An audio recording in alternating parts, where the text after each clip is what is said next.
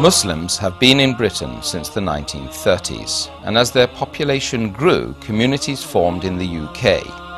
These communities then got together to build community centres, halal butchers, restaurants and mosques to give Muslims an avenue into employment and participation in collective activity and worship. One such community settled in East London, and with the help of Yusuf Hansa, brought about a huge change to that locality. We felt at that time, we have so many Muslims around here, we should have a masjid, but not only a masjid for prayer 5 times a day, but like during the time of our Prophet ﷺ, the place for worship was one thing, but we had to have social, for welfare, for health, for everything else, for meeting place. So that's what our vision was, and thank Allah, it became reality. Noor Ul Islam currently hosts a wide range of activities and services for the whole community. Its humbling beginnings in the 1990s seems miles away when one considers its national recognition it has achieved. There's a famous story about how a group of brothers and sisters put £89 on the table and said, right, this is going to be the foundations of the trust. So how did it go from a small masjid to the organisation that it is today? What is the secret of its success, and what does it plan for the future?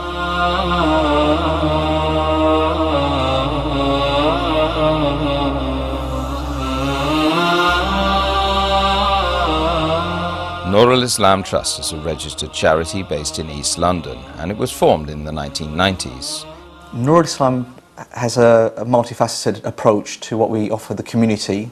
We look at all angles, all different sections of the community, and we try to offer services for young children, babies, all the way to the elderly as well. So we try to ensure that there's no one area of the community that's missed out in what Noor Ul Islam offers them. It employs 68 people and has over 3,000 users each week. Without the volunteers, we cannot carry on, because when we have summer fete, when we have activities like even in Ramadan now, volunteers help a lot to sort out, to set for iftar. Anything that we do, it's volunteers. We are grateful to have so many good volunteers.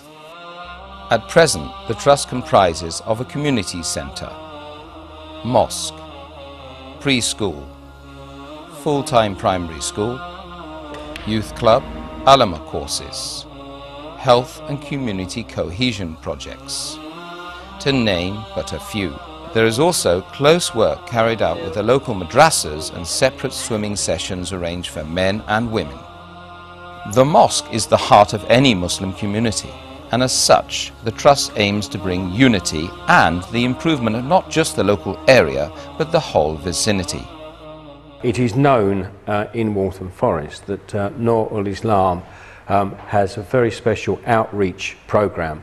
It specifically wants to engage with the non-Muslim community, but it outreaches quite successfully.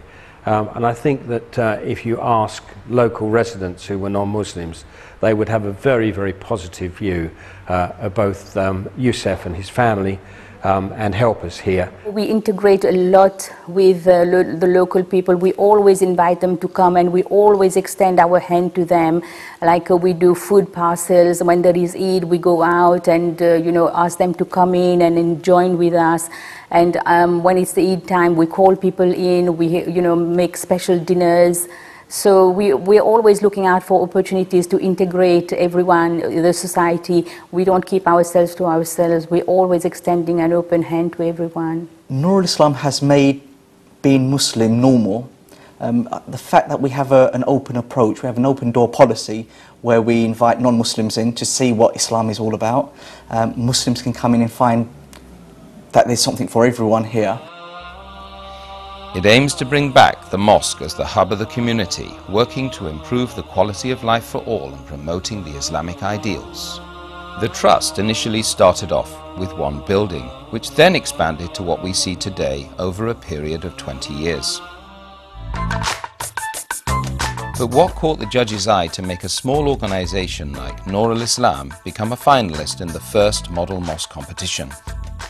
With so many different sections, departments of the mosque, how do you manage to keep everything running smoothly in terms of the management of the masjid? Alhamdulillah, because we, as any other trust, we have a board of trustees. Each one of those, they have a structure, they have a meeting, they have a subcommittee, and at the end of the day, they have to report back to the trustees. MashaAllah, we have meetings, we have mashwara. Once a week, we meet with each of the department, and then we take it from there. But without their help and support, it would have been impossible for us as just trustees to run it. The role of the trustees is key to the success of the trust. They're responsible for maintaining the smooth running of the organization and meeting the needs of the users. All the activities what we have help Muslim to be a better Muslim and to present Islam wherever they were, on the way where they work or on the street or even in masjid or wherever it is. So that is the way I believe we work hard for that. The trustees cover all aspects of the trust's activities. As a trustee, my main responsibility is actually the youth work. So my focus is making sure the youth work is getting done, the regular activities, as well as meeting the one-off kind of the projects. Also, getting involved more generally than that. So meeting once every 2 months to meet with the other trustees to update one another what's going on, to get feedback and to be involved with the larger kind of the organisation. Noor Ul Islam offers many services to the local and neighbouring community, which has, as a result, seen thousands of visitors pass through their gates every week. We got a lot of activities, especially you start from the youngsters, to the adults. We got preschool, we got primary school, we got long activities, we got football for the kids, we got karate, we got education, and for the adults, we have swimming session, in summertime, 1 week for the brothers and the other week for the sisters. We do have a lot of activities, for the local actually. Noor Ul Islam aims to spread the true word of Islam as well as to dispel misconceptions about the faith presented in the media. It also offers its services to new Muslims. I reverted to Islam a few months ago, so I really needed something to, some class to go to and learn about Islam, learn the right things. Also enriches my social life, so mashallah, it's been really good. The Trust strives to make the next generation of Muslims stronger by heavily investing in education. We wanted to replicate what our Prophet ﷺ did, to put more emphasis on education. We had mother and toddlers, preschool and primary school, and later on we opened a Hifz class and the Alima for girls, ladies. So we wanted more education. Noor Islam should be known for education more than anything else. Alhamdulillah, my Arabic has improved dramatically and feel confident in my Arabic and my tajweed as well. We've been going from intermediate to advanced level now. Alhamdulillah, that's really helpful. Learning the tajweed, very important. It's helping them to read Quran better, to pronounce all the letters correctly and all the rules of tajweed to apply in reading Quran. Inshallah, it will make them the expert in the Quran and the hadith of the Prophet, al-mahiru bil-Quran ma'as-safara. The expert will be, their level will be like the level of the angels. So we are trying, inshallah, to achieve that. And if not that, at least those who read and they are struggling with it, they get a double reward. The reward for reading it and the reward of struggling. So if you don't get that, then at least we'll be getting double reward. Noor Ul Islam Trust initially started with a mothers and toddlers group for sisters who wanted to meet other mothers in the community and for their children to be within Islamic environments. This then brought about the idea of a preschool and eventually the primary school. Noor Islam School came about when the mums were saying, and the parents were saying, where do our children go now? They've got the mother and toddlers, they were in an Islamic environment, now they've come to preschool, but when they leave preschool, where do they go? thank Allah again, a place was for sale in Dawlish Road, and we bought it in auction. Then in January we said we have to start forming a group to see how we can run a primary school.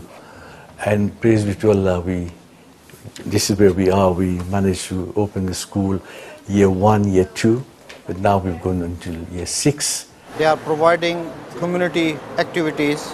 They are providing different projects. The religious center is one of the most religious centers in Waltham Forest.